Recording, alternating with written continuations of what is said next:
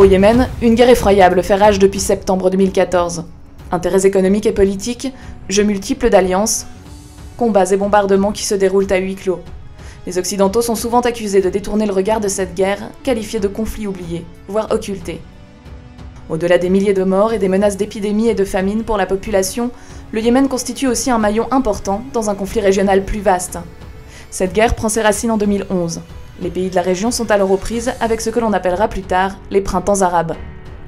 Comme en Tunisie, en Syrie, en Égypte ou en Libye, des manifestations populaires visent le régime en place.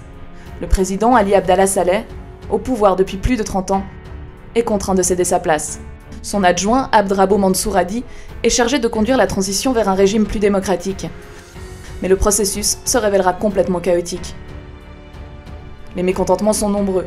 Une conférence du dialogue national propose de faire du Yémen une fédération composée de 6 provinces. Mais cette offre ne fait qu'exacerber les tensions. Les chiites zaïdites, qui ont activement pris fait et cause pour le printemps yéménite, lancent l'offensive et s'emparent de la capitale, Sanaa, et d'une grande partie du pays. Plus rien ne pourra arrêter la guerre civile. En fuite, le nouveau président Mansour Hadi trouve refuge à Riyad.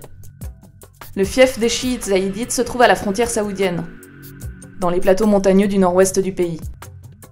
Leurs combattants ont pris le nom de Houthistes, en référence à un de leurs chefs historiques tué en 2004.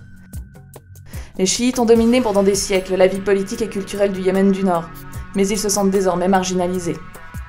Pour mener à bien leur insurrection, ils n'hésitent pas à s'allier avec leur ancien ennemi, le président déchu Ali Abdallah Saleh, jusqu'à ce que cette alliance se renverse à son tour et que Saleh soit tué par les Houthis en décembre 2017.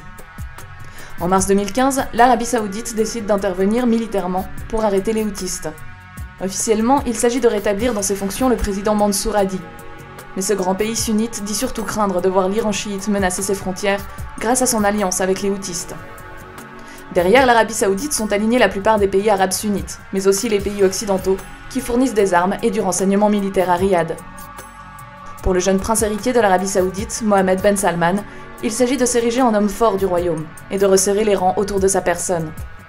Ni les forces saoudiennes, ni les Émirats arabes unis qui mènent l'offensive dans le sud n'ont envoyé des troupes conséquentes au Yémen. Ils comptent plutôt sur les brigades et les tribus locales, ainsi que sur des mercenaires africains, au risque d'ouvrir la boîte de Pandore et de renforcer d'autres groupes qui ne partagent pas leurs intérêts, comme les séparatistes du Sud-Yémen, qui contestent eux aussi le pouvoir du président Mansour Hadi, ou encore les djihadistes d'Al-Qaïda et de l'État islamique.